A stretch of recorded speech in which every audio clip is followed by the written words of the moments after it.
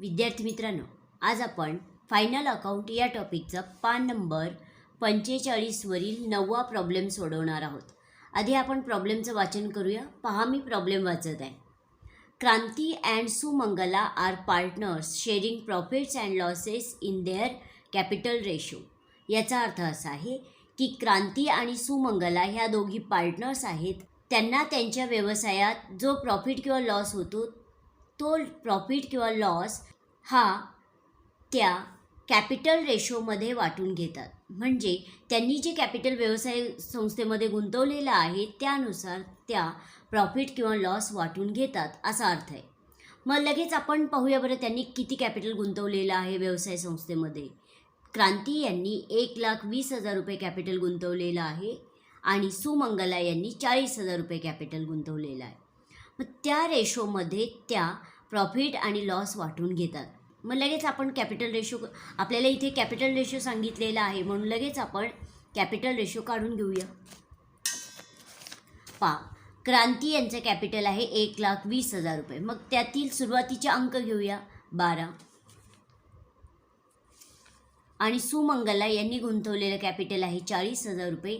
त्यातील सुरुवातीचा अंक घेऊया 4. शून्य घ्यायचा नाही.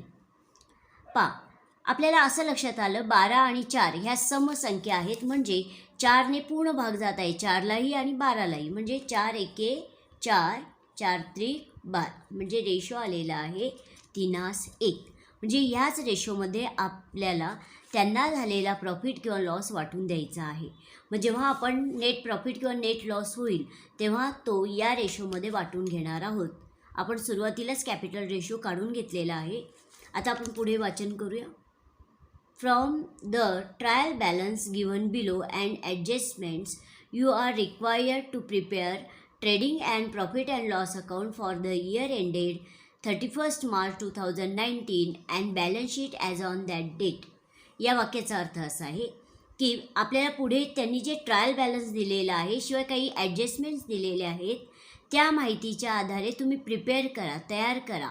काय तयार करा तर ट्रेडिंग अकाउंट आणि प्रॉफिट अँड लॉस अकाउंट हे 31 मार्च 2019 रोजी संपणाऱ्या वर्षाकरिता तयार करा आणि त्याच दिवसाचं बॅलन्स शीट तयार करा. अशी इन्फॉर्मेशन त्यांनी आपल्याला दिलेली आहे. मग पुढे आपल्याला ट्रायल बॅलन्स दिसत आहे 31 मार्च 2019 रोजीचं. ट्रायल बॅलन्स हे अकाउंटिंग इयरच्या शेवटच्या दिवशी तयार केले जाते. म्हणजे 31 मार्च 2019 ही तारीख त्यांच्या अकाउंटिंग इयरच्या शेवटच्या दिवसाची तारीख आहे. जर त्यांचं अकाउंटिंग इयर हे 31 मार्च 2019 रोजी संपत असेल तर त्यांचं अकाउंटिंग इयर सुरू झालेलं आहे 1 एप्रिल 2018 रोजी आणि संपलेलं आहे 31 मार्च 2019 रोजी.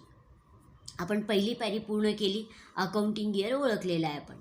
आता दुसरी पायरी आपल्याला पूर्ण करायची आहे ती म्हणजे आपल्याला ट्रायल बॅलन्समध्ये परचेस रिटर्न्स किंवा सेल्स रिटर्न्स दिले आहेत किंवा नाही हे कन्फर्म करायचं आहे.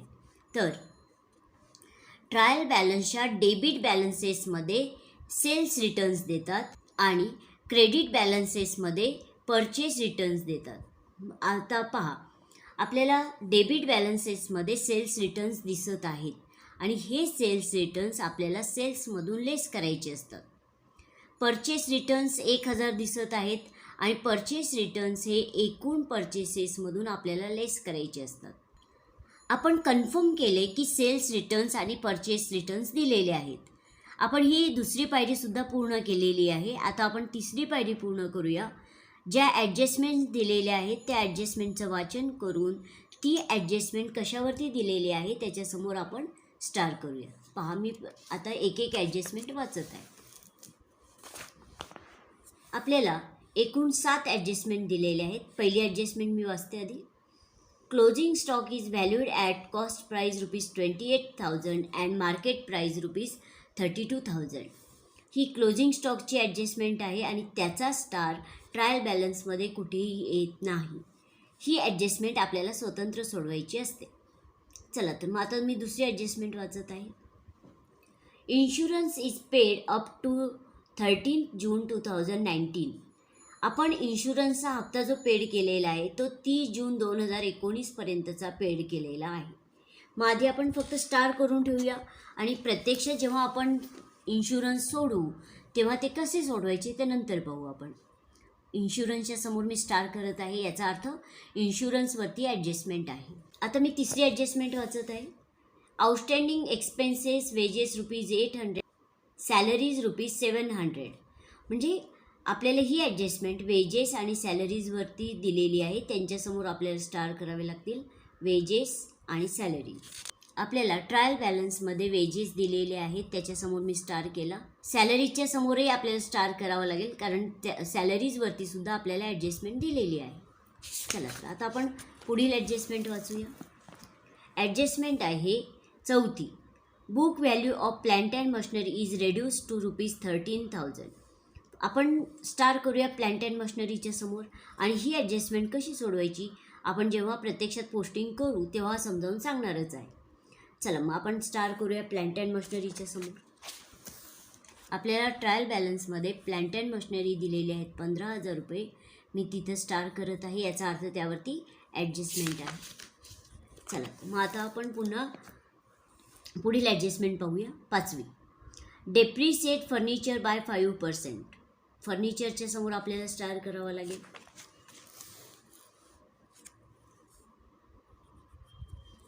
आपण पुढील ॲडजस्टमेंट वाचूया. 6वी. Provide further bad debts of ₹800. Bad debts म्हणजे बुडीत कर्ज, की आपल्या ग्राहकांकडून आणखीन ₹800 येणार नाहीत, ते बुडीत कर्ज आहेत. आणि आपले ग्राहक आहेत डेटर्स, म्हणून डेटर्सच्या समोर आपल्याला स्टार करावा लागेल. ट्रायल बॅलन्सच्या डेबिट बॅलन्सेसमध्ये दिलेले आहेत. चल आता आपण शेवटची ॲडजस्टमेंट वाचणार आहोत. Goods of ₹3,000 distributed as a free sample. He adjustment आपल्याला स्वतंत्र सोडवायची असते आणि ह्या ॲडजस्टमेंटचा स्टार ट्रायल बॅलन्समध्ये कुठेही येणार नाही. मग ही ॲडजस्टमेंट आपण जेव्हा सोडवणार आहोत त्याचं विश्लेषण मी सविस्तर सांगणारच आहे. म्हणजे आपल्या सर्व ॲडजस्टमेंट वाचून झालेले आहेत. आता आपण प्रत्यक्षात पोस्टिंगला सुरुवात करणार आहोत आणि ट्रायल बॅलन्सच्या डेबिट बॅलन्सेसपासून आपण सुरुवात करूया. ट्रायल बॅलन्स हे अकाउंट नाही तर ते एक स्टेटमेंट आहे, म्हणून ट्रायल बॅलन्सला डेबिट आणि क्रेडिट अशा दोन बाजू नाहीत. म्हणून वाचन करताना आपण ट्रायल बॅलन्सच्या डेबिट साईडला किंवा क्रेडिट साईडला असं वाचन करायचं नाही आपल्याला. तर ट्रायल बॅलन्सच्या डेबिट बॅलन्सेसमध्ये आपल्याला जे जे आयटम दिलेले आहेत त्याचं पोस्टिंग करूया असं वाचन करायचं असतं. चला तर मग आता आपण ट्रायल बॅलन्सच्या डेबिट बॅलन्सेसपासून सुरुवात करूया. आपल्याला सुरुवातीला दिलेले आहेत स्टॉक 1/4/2018 रोजीचे ₹32,500 आणि ते येतात ट्रेडिंग अकाउंटच्या डेबिट साईडला डायरेक्ट आउटर कॉलमला. आणि हा ओपनिंग स्टॉक आहे, वर्षाच्या सुरुवातीला असलेला मालाचा शिल्लक साठा. चला तर मग पोस्टिंग करूया. ट्रेडिंग अकाउंटच्या डेबिट साईडला टू ओपनिंग स्टॉक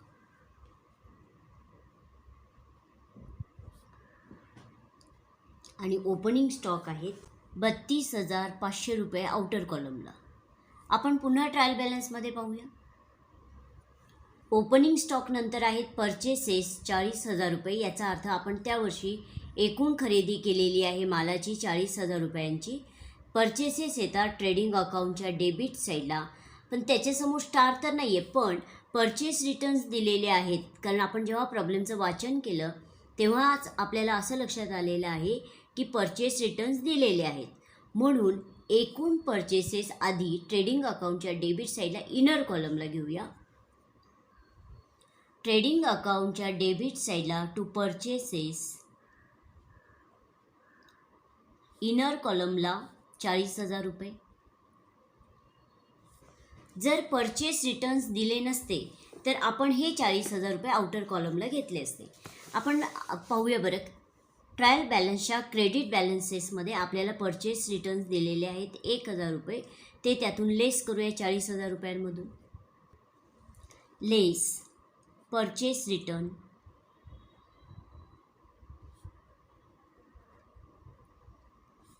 ₹1,000.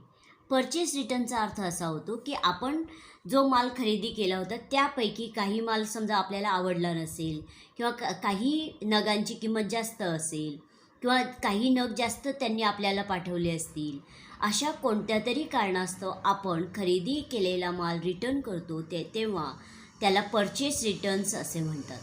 मग ते लेस करून आउटरला घेऊया 39,000 रुपये. आणि परचेस रिटर्नचा काही सेकंड इफेक्ट कुठेही येत नाही.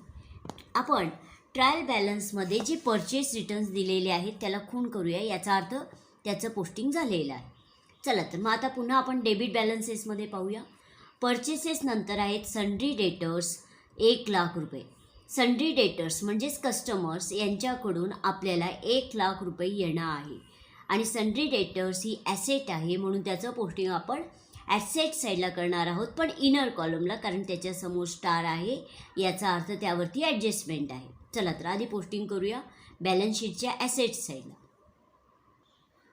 बॅलन्स शीटच्या ॲसेट साईडला सन्ड्री डेटर्स, इनर कॉलमला 1,00,000 रुपये. आपण लगेच पाहूया त्यावरती कोणती ॲडजस्टमेंट आहे. तर ॲडजस्टमेंट आहे 6वी, provide further bad debts of ₹800. याचा अर्थ असा आहे की आपल्या ग्राहकांकडून 800 रुपये येणार नाही, ते बुडीत कर्ज आहेत. फर्दर म्हणजे आणखीन, की त्यांच्याकडून आणखीन 800 रुपये बॅड डेब्ट्स आहेत, बुडीत कर्ज आहेत, अशी इन्फॉर्मेशन त्यांनी आपल्याला दिलेली आहे. मग आता हे बॅड डेब्ट्स आहेत, बुडीत कर्ज आहेत, म्हणून ते लेस करूया. एकूण जे येणं आहे डेटर्स यांच्याकडून त्यातून ते 800 रुपये लेस करूया. लेस बॅड डेब्ट्स. बॅड डेब्ट्स हे नेहमीच लेस करावे, कारण तेवढी रक्कम आपल्याला ग्राहकांकडून प्राप्त होणार नाही, म्हणून लेस करून आउटरला घेऊया.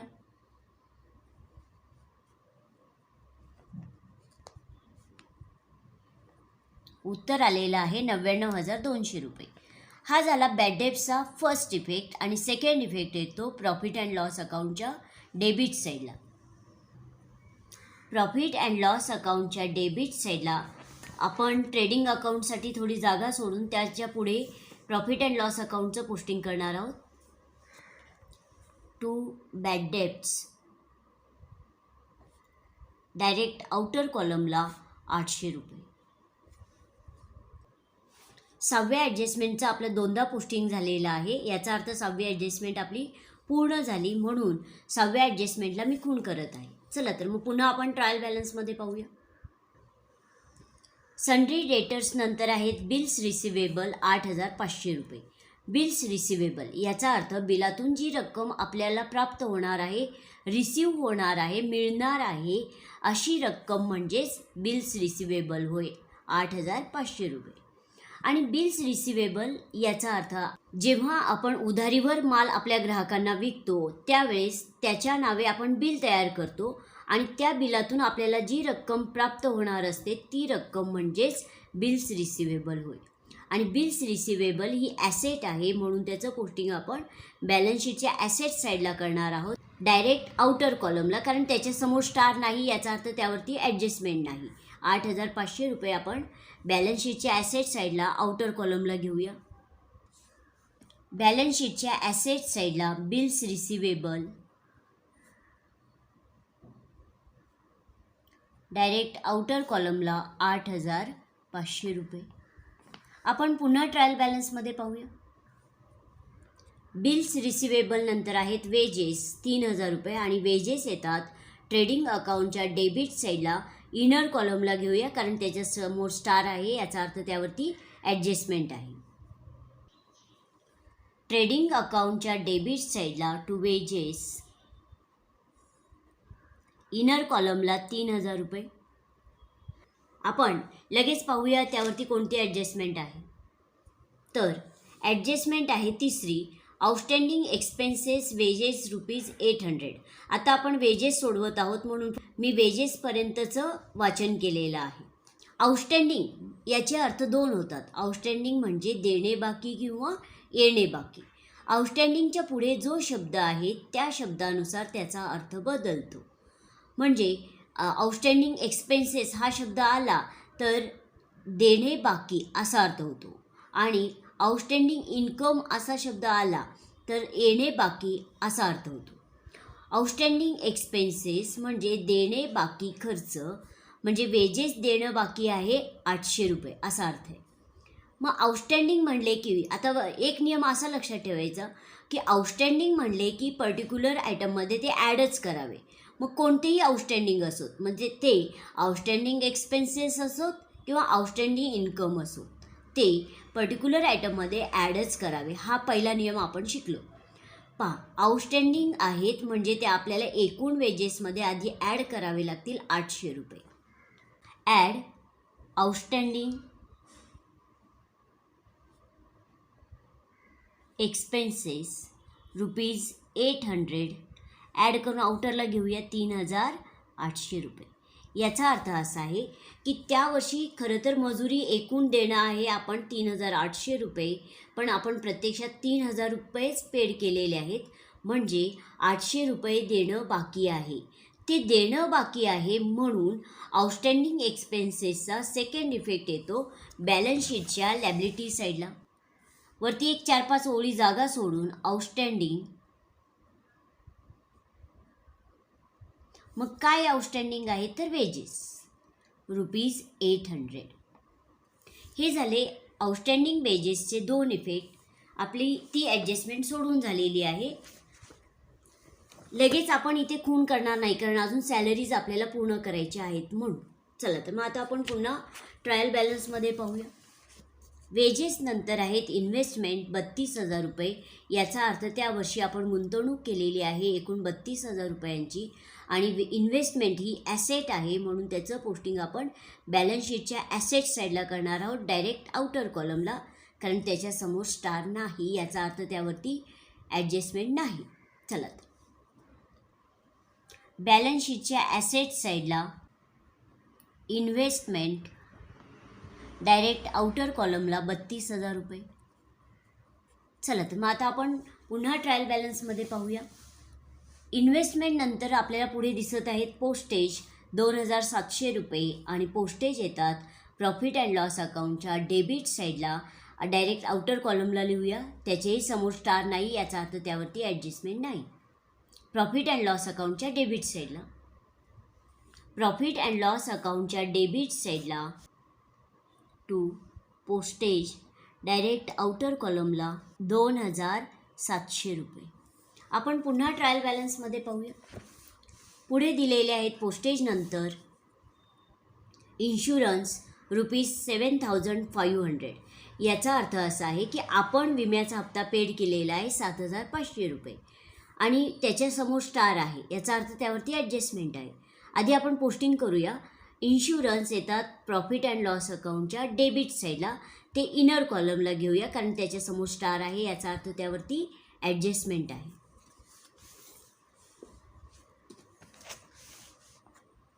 प्रॉफिट अँड लॉस अकाउंटच्या डेबिट साईडला टू इन्शुरन्स,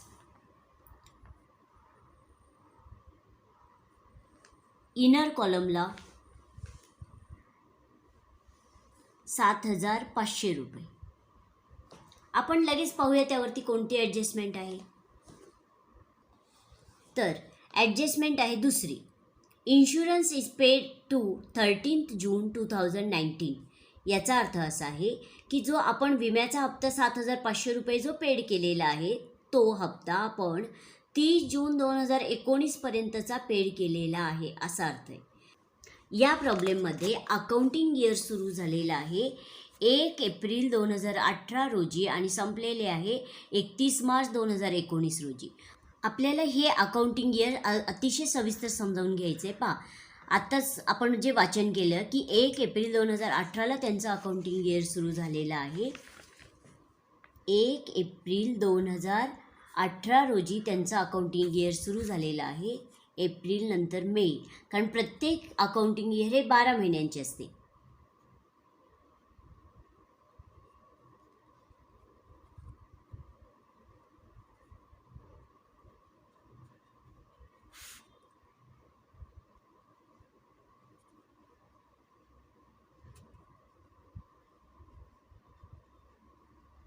आणि त्यांचा अकाउंटिंग इयर संपलेला आहे 31 मार्च 2019 रोजी. आपण पाहिजे प्रॉब्लेमचं जेव्हा वाचन केलं तेव्हाच आपल्याला असं लक्षात आलेलं आहे. अकाउंटिंग इयर तर आपलं संपलेलं आहे 31 मार्च 2019 रोजी. पण त्यांनी आपल्याला इन्फॉर्मेशन अशी दिलेली आहे की आपण जो विम्याचा हप्ता पेड केलेला आहे तो विम्याचा हप्ता आपण 30 जून 2019 पर्यंतचा पेड केलेला आहे. 30 जून 2019 ही तारीख पहा. पुढील अकाउंटिंग इयरमध्ये येते ही तारीख पहा. मार्च नंतर एप्रिल, कारण पुढील अकाउंटिंग इयर सुरू झालं नाही ते 1 एप्रिल 2019ला. 1 एप्रिल नंतर मे आणि जून.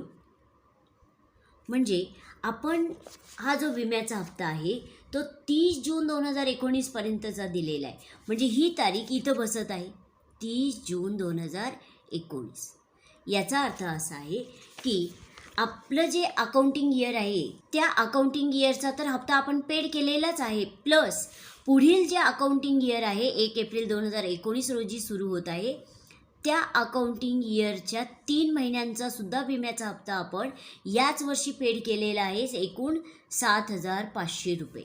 म्हणजे ह्या 7,500 रुपयांमध्ये पुढील 3 महिन्यांचा, म्हणजे पुढील जे अकाउंटिंग इयर जे सुरू झालेलं आहे त्या अकाउंटिंग इयरमधील 3 महिन्यांचा विम्याचा हप्ता इथे इन्क्लूड आहे.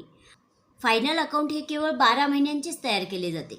म्हणजे आपल्याला पुढील जो 3 महिन्यांचा आपण जो खर्च याच वर्षी पेड केलेला आहे तो किती पेड केला हे आपल्याला जाणून घ्यावं लागेल, कारण पुढील अकाउंटिंग इयरचा विम्याचा हप्ता आपण याच वर्षी पेड केलेला आहे 3 महिन्यांचा. मग तो आपल्याला लेस करावा लागेल, कारण तो खर्च पुढील वर्षांचा आहे की तो खर्च आपण याच वर्षी केलेला आहे असा अर्थ आहे. मग आपल्याला हे विश्लेषण समजलेलं आहे. मग आपण हे कॅल्क्युलेट करूया की पुढील 3 महिन्यांचा हप्ता आपण किती पेड केलेला आहे आणि चालू वर्षाचा किती हप्ता आपल्याला खरं तर द्यायचा होता हे आपण कॅल्क्युलेट करूया. आपल्याला गणित मांडावं लागेल. पहा, गणित मी मांडत आहे.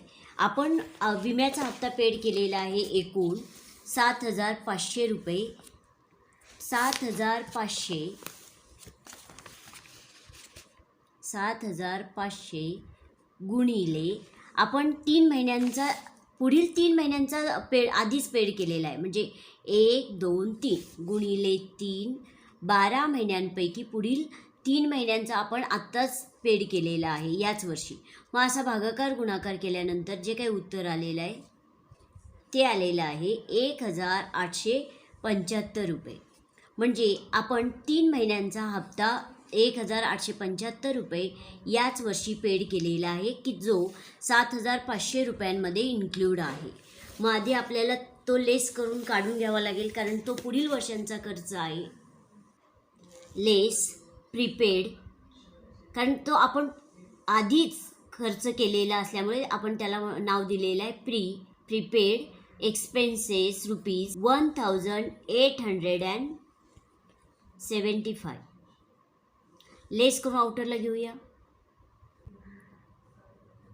5,625 रुपये. म्हणजे चालू वर्षाचा विम्याचा हप्ता खरं तर 5,625च आहे, पण आपण पुढील 3 महिन्यांचा सुद्धा याच वर्षी पेड केला होता की तो 7,500 रुपयांमध्ये इन्क्लूड होता.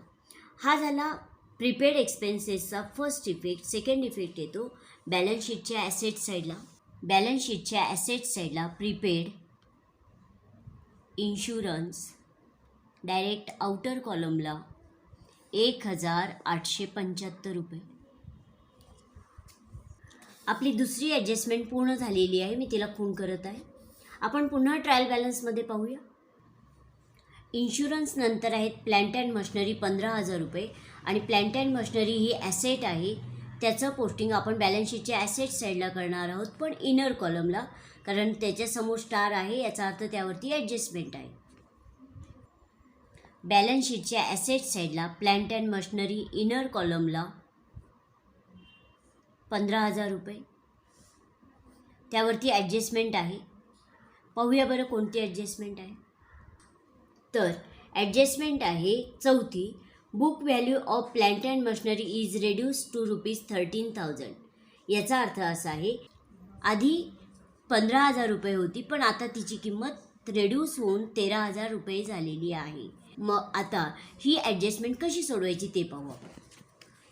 बॅलन्स शीटच्या ॲसेट साईडला प्लांट अँड मशिनरीची जी किंमत होती वर्षाच्या सुरुवातीला ती होती 15,000 रुपये, पण आता तिची किंमत झालेली आहे 13,000 रुपये. म्हणजे आउटर कॉलमला 13,000 रुपये येतील. 15,000 वजा 13,000, 2,000 रुपयांनी तिची किंमत कमी झालेली आहे. Less depreciation. आणि डेप्रिसिएशनचा सेकंड इफेक्ट येतो प्रॉफिट अँड लॉस अकाउंटच्या डेबिट साईडला. प्रॉफिट अँड लॉस अकाउंटच्या डेबिट साईडला टू डेप्रिसिएशन ऑन